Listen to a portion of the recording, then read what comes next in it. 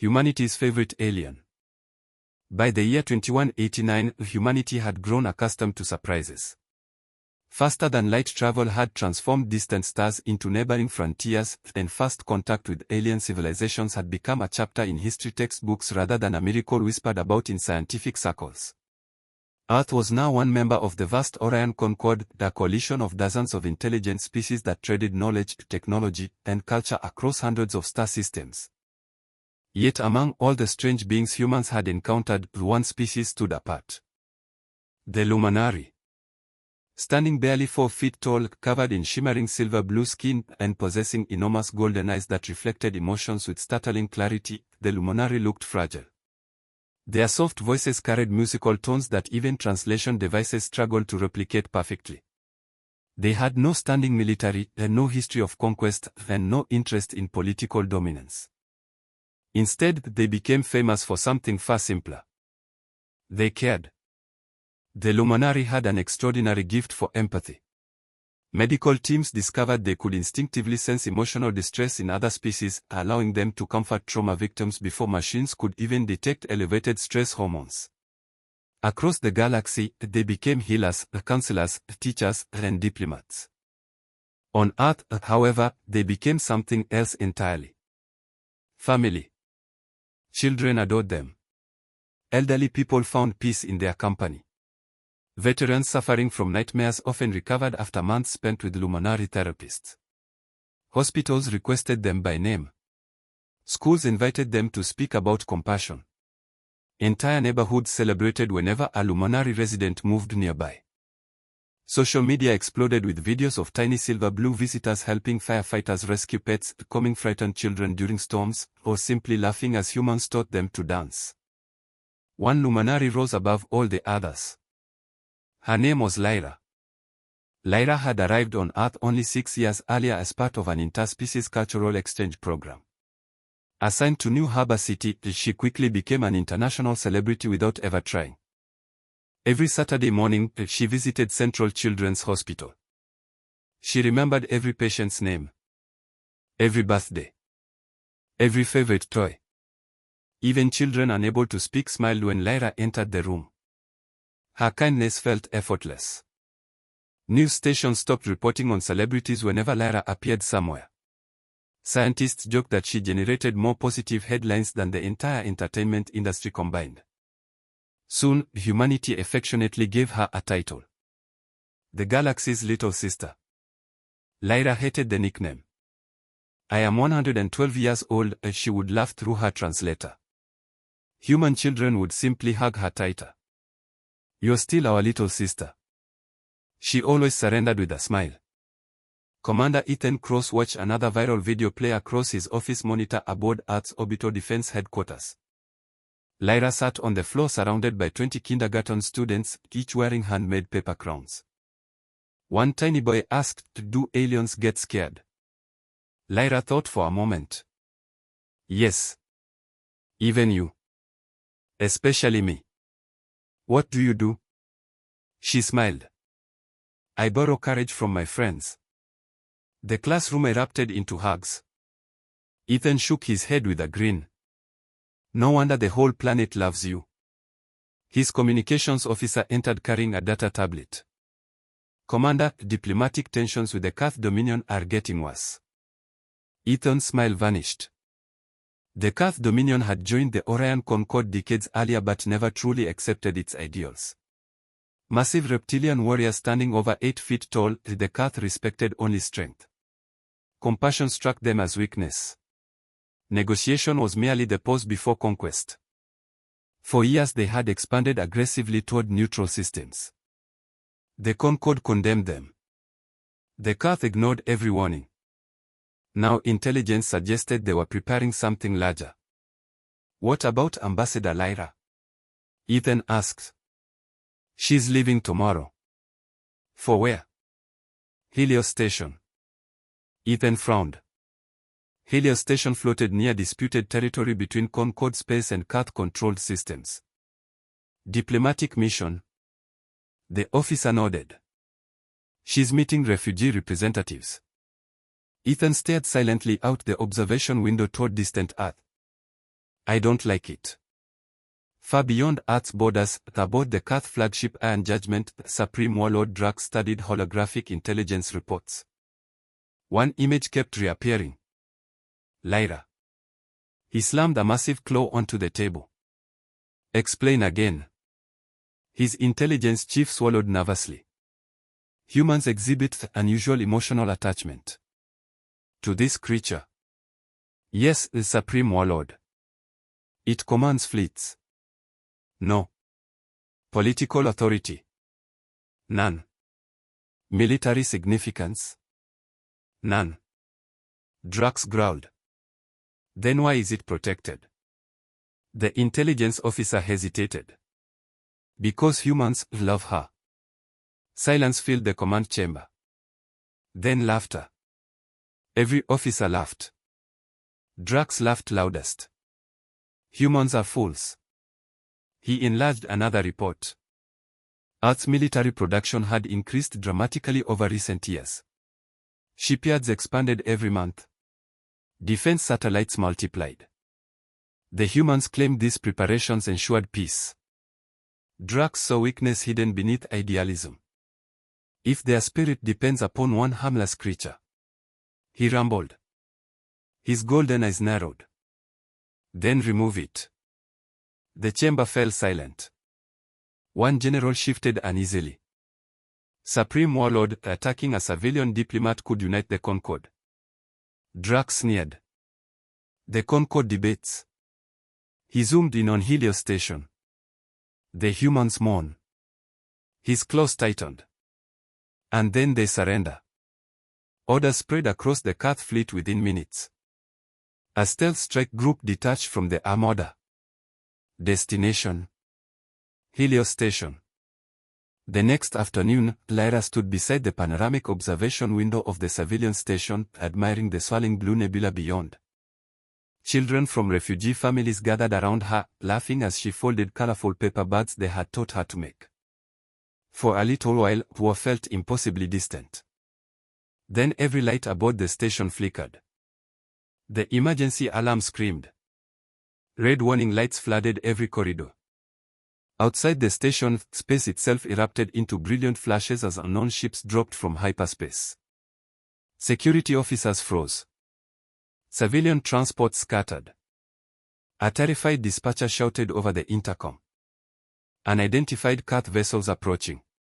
All personnel to emergency shelters. Lyra looked toward the viewport. Dozens of dark warships advanced in perfect formation. Their weapons were already charging. She whispered only 4 words. Oh, this is wrong. A second later, the first railgun round slammed into Helios Station. The entire structure shook violently. And millions of light years away, Earth had no idea that everything was about to change. The day the galaxy crossed the line. The first impact tore through Helios Station with terrifying precision. The Kath had not fired wildly. They had targeted power relays, redocking controls, and emergency communications, the systems that kept civilians alive. Metal screamed as entire corridors twisted apart, and artificial gravity flickered in violent bursts. Families stumbled through smoke-filled hallways while emergency lights painted everything in flashing shades of crimson. Lyra caught 2 frightened children before they fell. It's all right, she said, forcing calm into her voice despite the trembling in her hands. Stay close to me. A security officer sprinted toward them, his armor scarred by flying debris. Ambassador Lyra. We have to move. They've breached docking ring 3. Another explosion rocked the station. The ceiling groaned. Dust and sparks rained down. Without hesitation, Lyra gathered every child she could find. Refugees, station workers, visitors, it didn't matter who they were. Fear looked the same on every face. This way, she called. Together they hurried through maintenance corridors while emergency bulkheads slammed shut behind them. Every few seconds, another explosion echoed through the station. One little girl tugged on Lyra's sleeve. Are we going to die? Lyra knelt despite the urgency around them. I don't know, she admitted honestly. But as long as we're together, we won't face it alone. The girl nodded bravely. Sometimes courage began with nothing more than hearing someone refuse to leave your side. Aboard the Kath cruiser Blood Talon, Commander Varric watched the assault unfold across his tactical display. Resistance minimal, an officer reported. Civilian casualties high. Varric merely nodded. Locate the Luminary ambassador. Several scanners searched through the station's life sign signatures.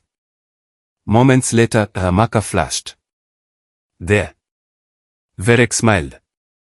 Dispatch boarding teams. The mission had never been to destroy Helios Station. The station was bait. The real target was a single, unarmed diplomat whose only crime was being loved by humanity. Meanwhile, more than 40 light years away, Commander Ethan Cross was halfway through a strategic briefing when every display in Earth's orbital defense command suddenly switched to an emergency transmission. Static filled the room. Then came a broken image. Helios Station. Smoke poured from its rotating habitat ring. Explosions blossomed across its surface. A desperate voice fought through interference. This is Helios Station. We are under attack by Kath military forces. Repeat, we are under attack. The command center fell silent. Ethan's heartbeat quickened. Get me visual confirmation. Within seconds, satellite feeds from nearby Concord outpost appeared. There was no mistake. The Kath fleet had launched a full-scale assault on a civilian station. Another transmission arrived, this one weaker than the first. Boarding, civilians trapped, medical sections compromised. Then one final message. They are asking for Ambassador Lyra by name. Every officer in the room looked up. Ethan's expression hardened. They came for her. No one argued. Everyone knew it. Across Earth, the attack interrupted ordinary life. In New York, giant screens in Times Square switched from advertisements to breaking news. In Tokyo, commuters stopped walking to watch live broadcasts. In Nairobi, schoolteachers wheeled televisions into classrooms. In Rio de Janeiro, hospital staff gathered around waiting room monitors. The same horrifying images played everywhere. Helios Station burning against the darkness of space. Children crying. Rescue crews overwhelmed. And one name repeated endlessly by frightened witnesses. Lyra. Millions of people stared at their screens in disbelief. Social media exploded within minutes. Protect Lyra. Send the fleet. She's not alone. The hashtag spread faster than any event in recorded history. Not because governments organized it. Because ordinary people did. Back aboard Helios Station, Lyra led nearly 60 civilians into an emergency shelter hidden behind reinforced blast doors. The room was crowded. Supplies were limited. Outside, distant gunfire echoed through the ventilation shafts. A young engineer sealed the entrance. That should hold. Nobody sounded convinced. One elderly refugee looked toward Lyra. You should leave. She blinked. What? The Kath want you. Several others nodded. If you surrender, another whispered, maybe they'll spare the rest of us. Silence settled over the shelter. Lyra lowered her eyes. She knew the logic. If she gave herself up, perhaps these families would survive. She stood slowly. I cannot ask anyone else to suffer because of me. Before she could reach the door, a teenage boy blocked her path. No. She looked at him in surprise. My mother says heroes don't walk toward monsters alone. Another voice joined in. Neither do friends. Then another. And you're our friend. Within seconds, every person in the shelter had stepped between Lyra and the exit. Children. Parents. Doctors. Mechanics. People from 6 different species. None of them carried weapons. Only determination. Tears shimmered in Lyra's golden eyes. You don't even know me. An elderly woman smiled gently. We know enough. Commander Verek's boarding troops reached the shelter door minutes later. The reinforced barrier stood closed. Thermal readings confirmed the target is inside, the soldier reported. Verek activated the external speaker. Open the door. No response. You are harboring an enemy of the Kath Dominion. Silence. His voice grew colder. Failure to comply will result in immediate execution. Inside the shelter, fear spread through the room. No one moved. A little girl squeezed Lyra's hand. I won't let them take you. Lyra could barely breathe. Outside, Verek waited 5 more seconds. Then he gave the order. Cut through. Plasma torches ignited. Molten metal poured from the shelter entrance. On Earth, Ethan Cross stood inside Fleet Command's Operations Center. How long until our nearest task force reaches Helios? 6 hours. He clenched his fists. They don't have 6 hours. No, sir. Another officer hurried over with fresh intelligence. Commander, we've intercepted Kath communications. What do they say? The officer hesitated. They are not negotiating. He swallowed hard. They are hunting. Ethan stared at the burning image of Helios Station. His voice became almost a whisper. President Hale needs to see this. Inside the presidential crisis room beneath Geneva, world leaders watched the live feed in complete silence. No speeches. No debates. Only the sound of emergency broadcasts echoing through the chamber. Then the image froze. A civilian journalist had captured something before the transmission failed. Dozens of unarmed refugees stood shoulder to shoulder in front of a small silver-blue figure. Protecting her. Even as armed Kath soldiers advanced. The room remained silent for several long seconds. Finally, President Amelia Hale spoke. Have we confirmed the authenticity? Yes, Madam President. She nodded once. Then she asked the question that would soon change human history. Has anyone informed the Kath? She looked at the screen one last time. Who they just threatened? No one answered. Because everyone already knew. The Kath believed they were attacking one defenseless diplomat. They had no idea they had just declared war on the heart of humanity. When Earth stood as one. The video reached Earth less than 3 minutes after Helios Station's final transmission went dark. It lasted only 22 seconds. The recording was shaky, captured by a frightened journalist hiding behind a damaged support beam. Smoke filled the corridor. Emergency lights flashed through clouds of dust. At the far end stood Ambassador Lyra, surrounded by refugees from half a dozen worlds. Children clung to her hands. Doctors stood shoulder to shoulder. Engineers held broken metal pipes as if they were weapons. Facing them were heavily armed Kath soldiers. The last sound before the recording ended was a little girl's voice. You have to go through us first. Then the screen went black. For several long moments, no one on Earth spoke. Then the outrage began. Within an hour, every major city on Earth overflowed with people.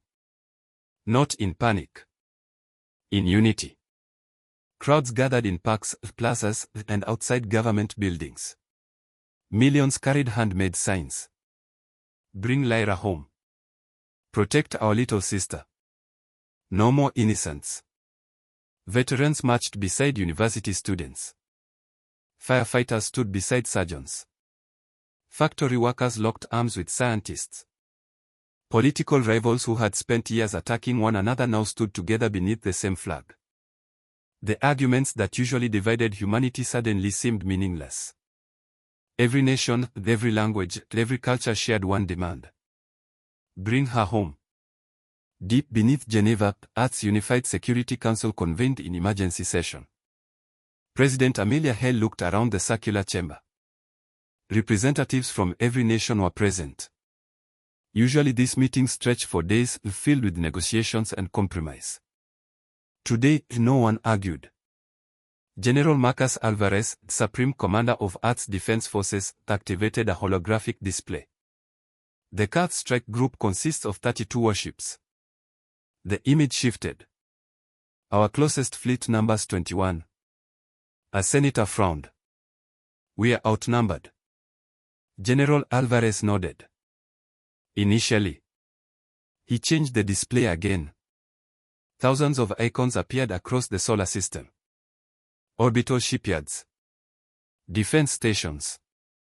Civilian freighters. Reserve fleets. Retired warships.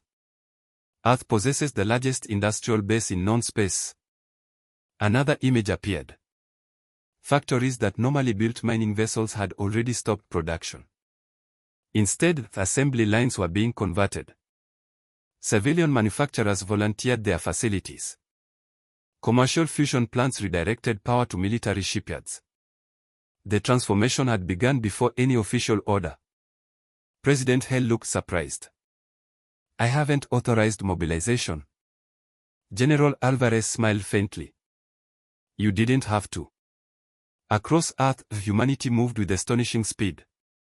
Automobile factories began manufacturing armored vehicle components. Space tourism companies donated transport ships for evacuation duty. Private corporations opened their research divisions to military engineers. Retired pilots reported for service without being asked. University students volunteered as logistics officers. Former rivals shared technology that had once been protected by patents worth billions. For one brief moment in history, a profit disappeared. Politics disappeared. Borders disappeared. There was only Earth. And the promise that no one would harm one of their own. Commander Ethan Cross walked through Orbital Shipyard 7, barely recognizing the place. Thousands of workers filled every platform. Robotic construction arms moved day and night without stopping. Half-finished destroyers were being completed in record time. A teenage apprentice welder tightened a plasma conduit before noticing Ethan. Commander. Ethan nodded. How long have you been here? The young man glanced toward the clock.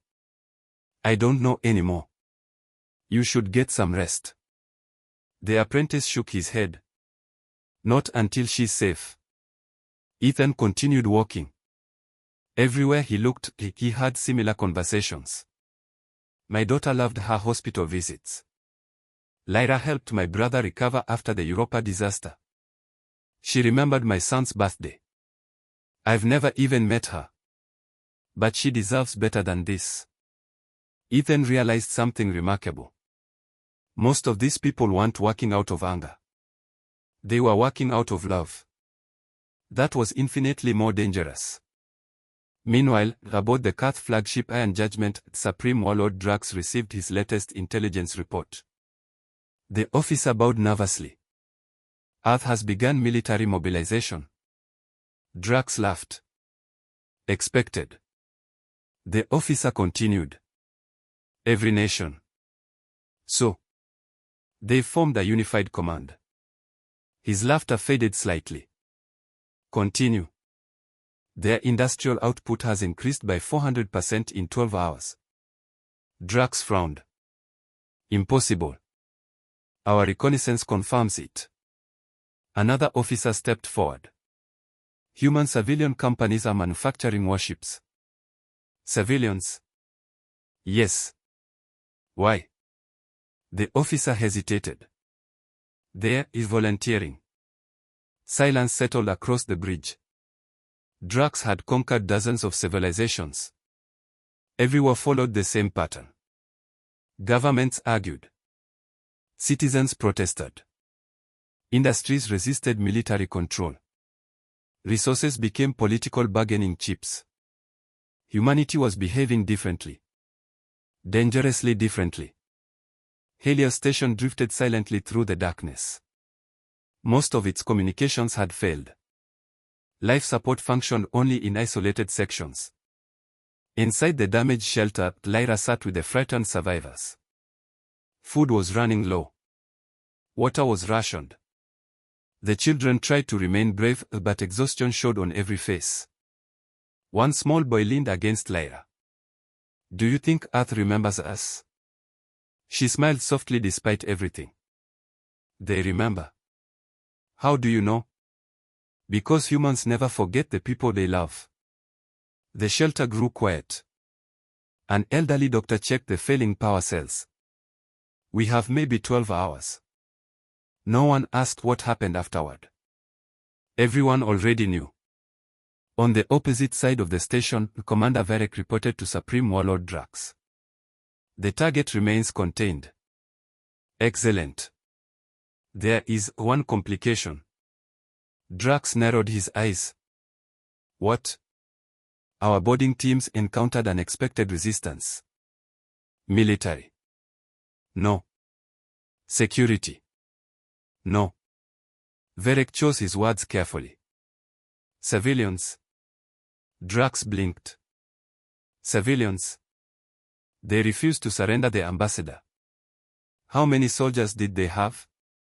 None. The bridge fell silent. They attacked trained warriors without weapons. Yes. Why? Varek lowered his head. They said. He paused. That she was family. Drax stared at him. He did not understand. To the Kath, family was blood. Power. Hierarchy. Humans had expanded the meaning into something incomprehensible. And because he failed to understand it, he was about to make the greatest mistake of his life.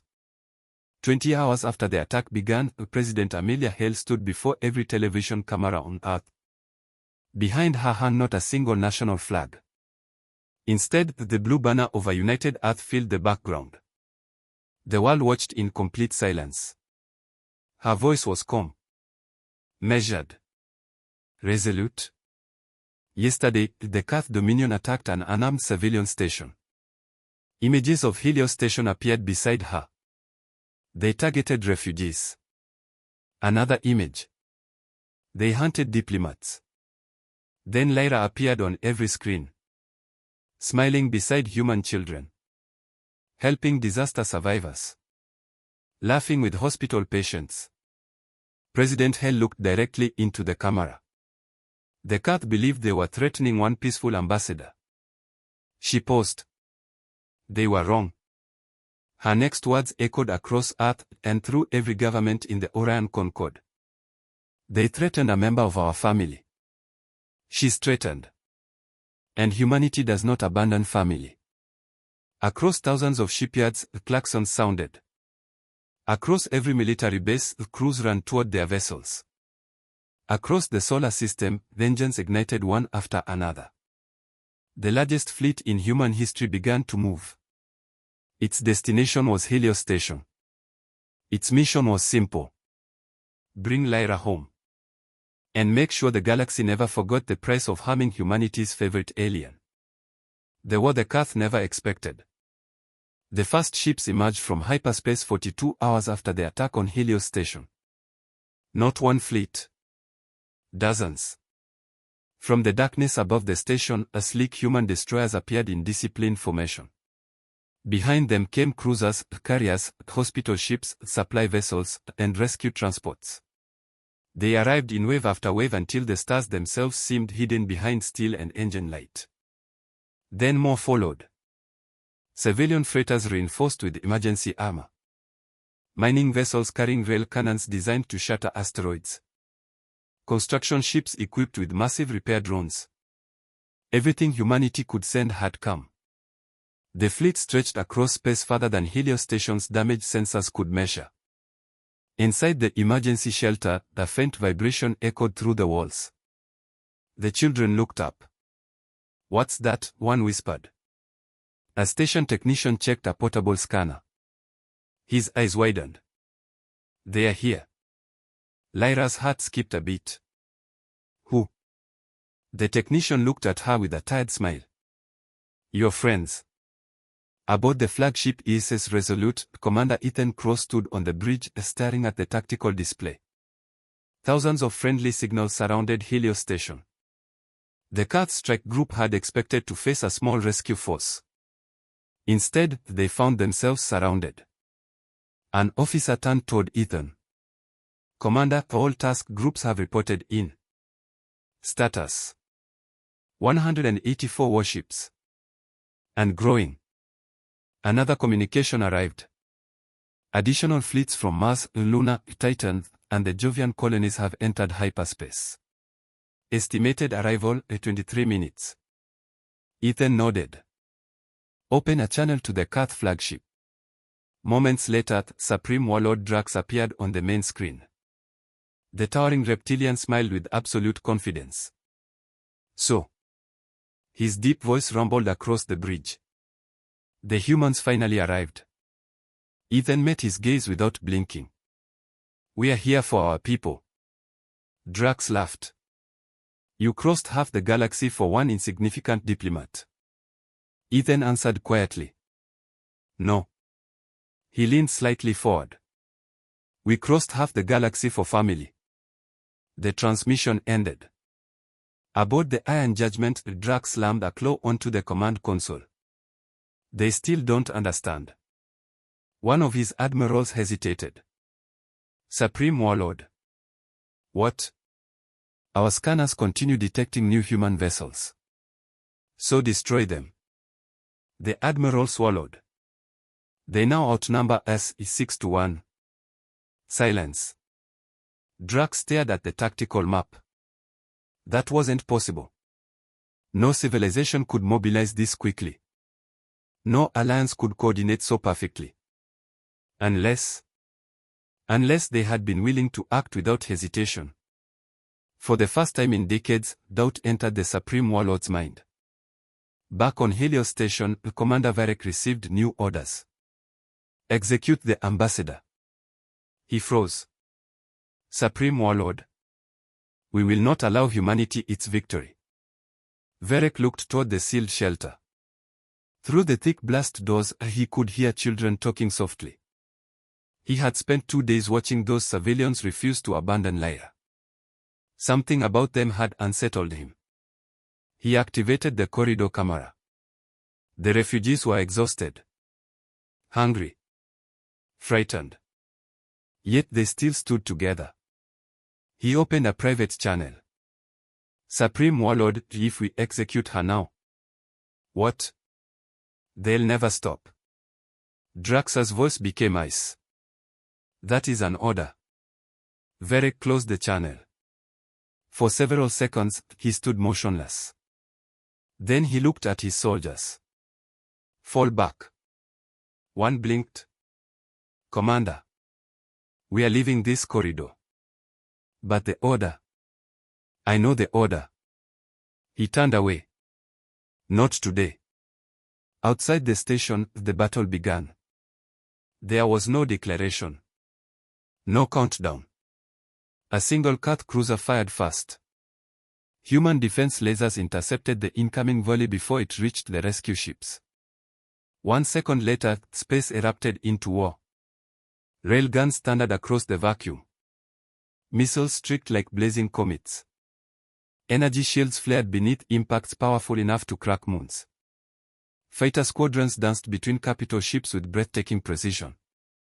The Kath had built their navy around overwhelming strength. Humanity had built theirs around cooperation. Destroyers protected carriers. Carriers shielded hospital ships. Electronic warfare vessels blinded enemy targeting systems while engineers repaired damaged allies in the middle of combat. Every ship fought for every other ship. No one stood alone. Aboard the ISIS Resolute, Ethan watched the tactical display shift in humanity's favor. Task Force Orion, advance. Confirmed.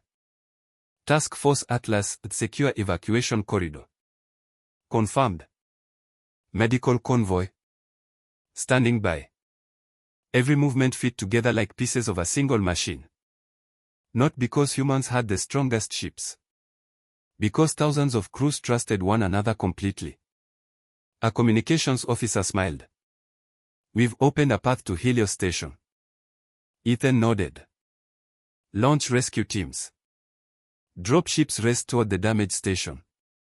Marine units secured breached docking bays while combat engineers restored emergency power. Behind them came doctors, firefighters, and disaster response specialists. Not soldiers alone. Everyone had a role. Inside the shelter, the blast door suddenly trembled. The survivors held their breath.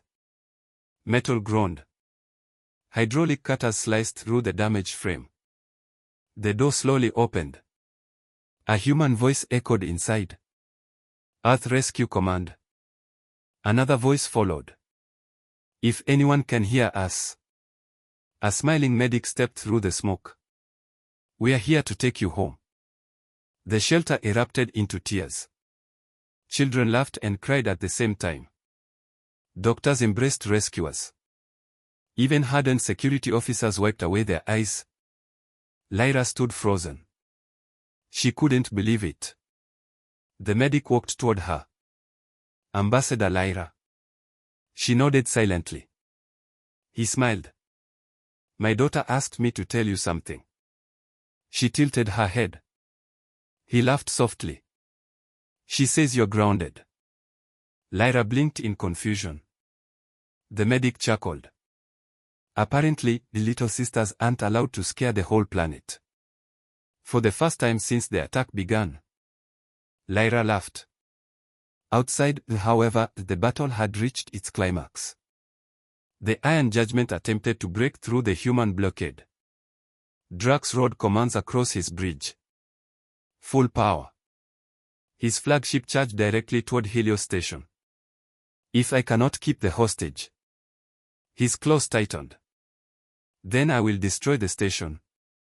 Before the massive battleship could fire, hundreds of human ships moved as one. Without waiting for orders. Without hesitation. Destroyers accelerated to intercept. Cruisers deployed overlapping shields. Frigates launched coordinated missile salvos. Even civilian mining vessels joined the defensive wall. The station disappeared behind a living shield of humanity's own making. Every captain had made the same decision. If the Kath wanted to reach Lyra, they would have to go through all of them first. And suddenly, Supreme Warlord Drax understood the terrible truth. He had never been fighting for territory. He had never been fighting a diplomat.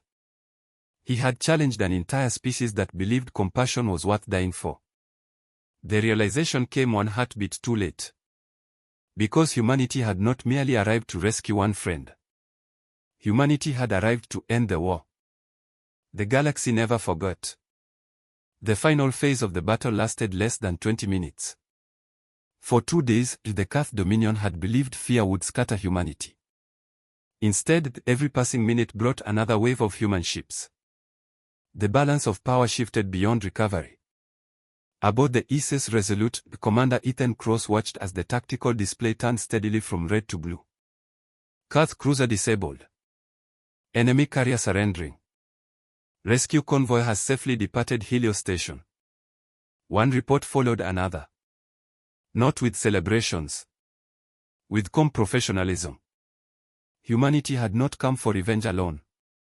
They had come to finish the fight and to make sure innocent lives would never again become targets. Across the battlefield, damaged Kath warships began shutting down their weapons. Escape routes vanished as human fleets surrounded them from every direction. The once proud strike force that had arrived expecting an easy victory now faced complete defeat. On the bridge of the Iron Judgment, the Supreme Warlord Drax stood in stunned silence. His flagship's shields had collapsed. Several weapon batteries were gone. Engines burned from repeated railgun impacts. An officer hurried to his side. Supreme Warlord. We have lost contact with 7 battle groups. Another voice followed. Our port defenses have failed. Then another. Human boarding craft approaching. Drax slammed both claws against the command console. This is impossible. The elderly navigation officer looked up. No, the Supreme Warlord. His voice carried no fear. Only unexpected. Drax glared at him. We underestimated their technology. The officer slowly shook his head. No. Their numbers. Again, the answer was no. We underestimated. He looked at the tactical display, where hundreds of human ships continued protecting one another with flawless coordination. What humans are willing to do for someone they love. For the first time in his military career, Supreme Warlord Drax had no reply. Inside the medical carrier Macedon, Lyra sat quietly in a recovery room while doctors treated minor injuries and exhaustion. The rescued children refused to leave her side. One little girl held her hand tightly. "You came back." Lyra smiled. "I promised." The girl looked toward the window, where dozens of human ships floated peacefully around the carrier. "No." She shook her head. "They came back." Lyra followed her gaze. Outside, the rescue operations continued without pause. Hospital ships received the wounded regardless of species. Engineers stabilized Helios Station. Food and medical supplies flowed into refugee shelters. Even captured cat survivors received treatment from human doctors. A luminary nurse standing nearby whispered softly, "You are helping their enemies." The chief surgeon overheard her. He smiled gently. "We are helping patients." Lyra felt tears gather once more. That was humanity. Even after everything that had happened. 3 days later, representatives of the Orion Concord assembled in an emergency session. The enormous chamber had rarely been so full. Delegates from dozens of civilizations watched as evidence from Helios Station was presented. The attack. The targeting of civilians. The attempted execution of an unarmed diplomat. The recordings left no room for doubt. When the final image faded, the chamber remained silent. Then the vote began. One by one, the member worlds cast their decisions. The Cath Dominion was unanimously condemned for violating every principle of interstellar law. Economic sanctions followed. Military restrictions. Trade embargoes. Border enforcement. For the first time in its history, the Cath Dominion found itself almost completely isolated. Not because humanity demanded it. Because the galaxy had witnessed the truth. Commander Varek sat alone in a detention room aboard a human cruiser. He had surrendered voluntarily after ordering his troops away from the shelter. Ethan Cross entered carrying 2 cups of coffee. Varek looked surprised. "You brought me a drink?" Ethan handed him one. "You could have followed your orders." "I almost did." "But you didn't." Varek lowered his eyes. "I saw those civilians protecting her." He paused. "I couldn't understand it." Ethan sat across from him. "You don't have to understand everything." Varek looked up. "You won't execute me?" Ethan shook his head. "No." "Why?" "Because choosing mercy when it's difficult is how we prove we are different." The Cath commander stared quietly into his untouched cup. Perhaps, he realized, strength had always meant something different than he had been taught. Several weeks later, the Helios station reopened. The scars of battle remained visible, but life had returned. Children once again filled the observation decks. Refugee families prepared for new beginnings. A memorial stood near the central plaza. It contained no statues of soldiers. Instead, engraved into polished stone were simple words. To those who stood together without weapons. Your courage united the stars. Visitors from every member world came to read it. Many left flowers. Some left handwritten notes. Others simply stood in silence. On Earth, preparations began for Lyra's return. No one expected what happened next. As her shuttle descended through the atmosphere, millions of people gathered peacefully in cities across the planet. Not because the government had organized it. Because they wanted to say welcome home. From orbit, the lights of Earth sparkled beneath the night sky like countless stars answering those above. Lyra's shuttle landed outside Central Children's Hospital, the place she loved most. When the hatch opened, the first people waiting were not politicians. Not generals. Not celebrities. They were children. One little boy stepped forward holding a slightly crooked paper crown. "We fixed it." Lyra blinked. "My crown." He nodded proudly. It got squished. Very carefully, he placed it on her head. The crowd laughed warmly. Then, without anyone planning it, applause spread through the entire plaza. Thousands. Then millions. Not cheering for a military victory. Not celebrating a defeated enemy. They were celebrating kindness. They were celebrating the return of someone who had reminded humanity of its very best qualities. Months later, history students across the Orion Concord studied what became known as the Helios Crisis. Military academies analyzed the battle. Economists examined Earth's unprecedented industrial mobilization. Diplomats discussed the political consequences for years. But every textbook reached the same conclusion. The Earth Dominion had believed humanity's greatest strength was its fleet. They had been wrong. Humanity's greatest strength was its heart. The fleets had merely followed it. And long after the wreckage of war had been cleared away, travelers from every corner of the galaxy would repeat the same lesson to anyone willing to listen. If you wish for peace, respect humanity. But above all, never harm someone that humans have chosen to call family.